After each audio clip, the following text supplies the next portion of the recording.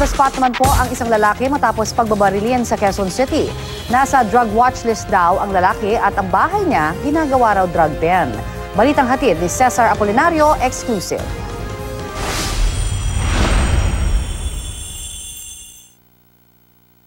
Sa kuha ng CCTV, makikita ang pagkagulat ng mga pedestrian nang makarinig ng tatlong sunod-sunod na putok ng baril sa bahaging ito ng Commonwealth Avenue. Maya-maya, nagtakbuhan na ang mga ito.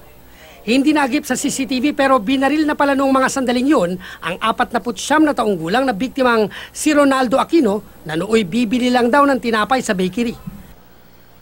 Pagpihit ng kamera, pinagkakaguluhan na ang katawan ni Aquino.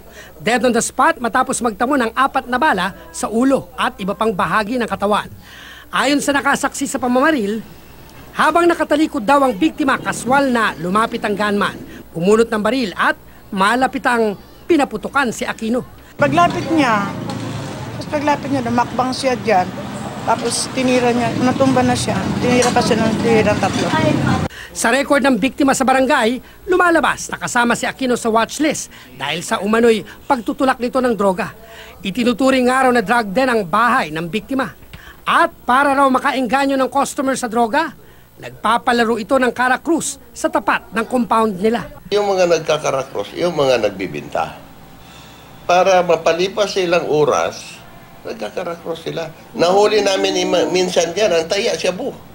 2 beses na raw pinarid ang compound at nahuli na umano ang isa sa mga anak ng biktima.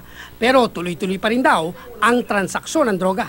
Yung suspect natin, it's either meron silang naging problema sa transaksyon nila sa droga or ito yung mga kanilang mga boss o mga customer na hindi na satisfied sa kanilang negosyo.